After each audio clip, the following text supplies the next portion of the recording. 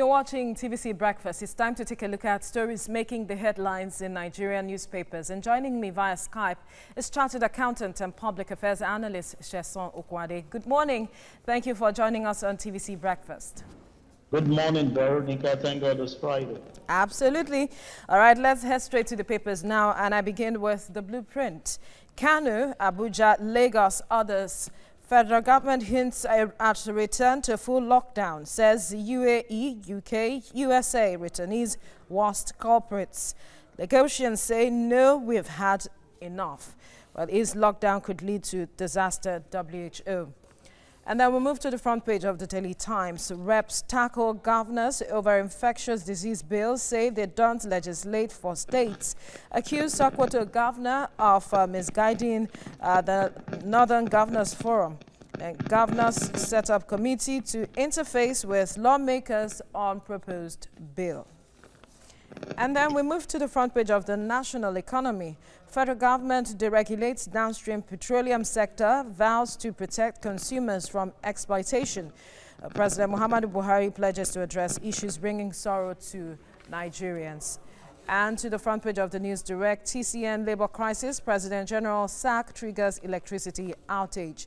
And on the front page of the Leadership newspaper, post-COVID-19 health, agric roads to top PMB's recovery agenda.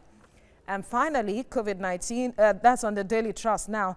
COVID-19, use of face masks now mandatory. Federal government, Buhari attends 2 meetings without face mask. All right, Sheson, let's quickly look at this story on the front page of the Leadership newspaper.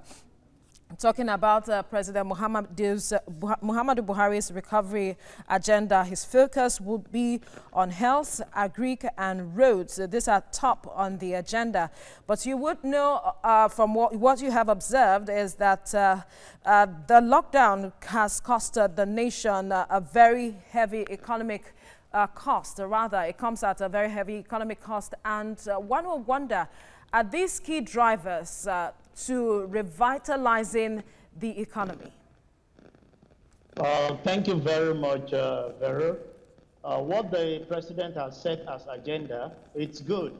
But there's a key indicator that is missing out of it, which is the power sector. The power sector takes a major drive, which every individual needs, every business needs for survival. It's good to have the agriculture because we need to eat for us to survive. It's good to work on the health sector because we've all seen that we have shortfall of facility in this aspect. But in as much as we need the road to transport some of this agricultural investment too, I think we need more of power.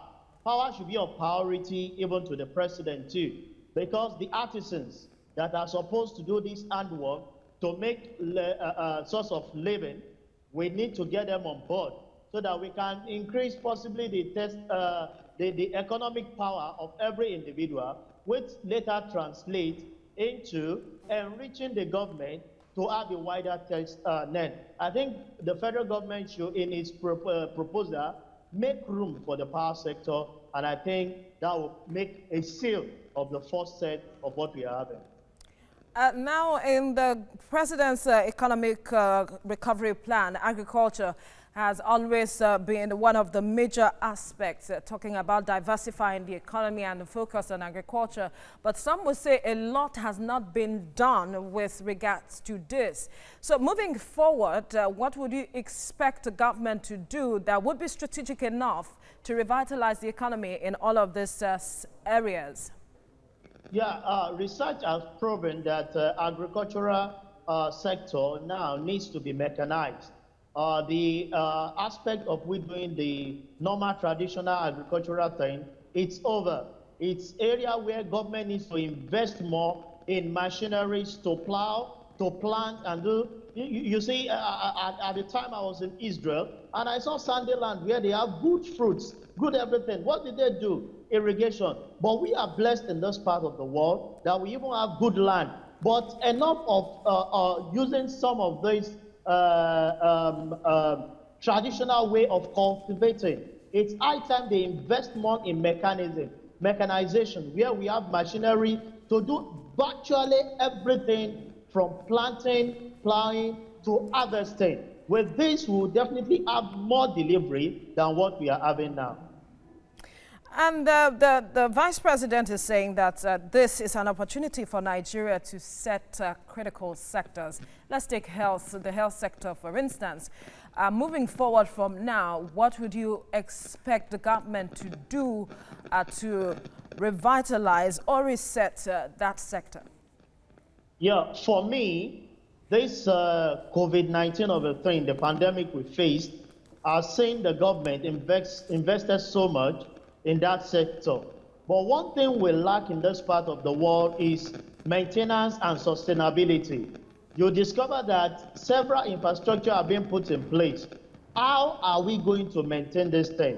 One, the government should strategically position themselves in such a way that this facility that we have invested so much, people are held liable if they mismanage some of this infrastructure. You're seeing a lot of hospitals springing up, a lot of centers. We have improved our health center at least to a minimal age.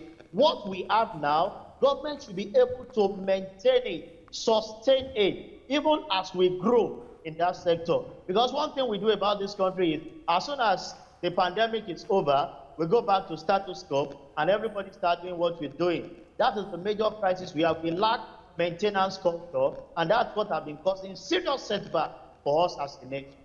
Sheson Okwade, thank you for speaking with us. Thank you.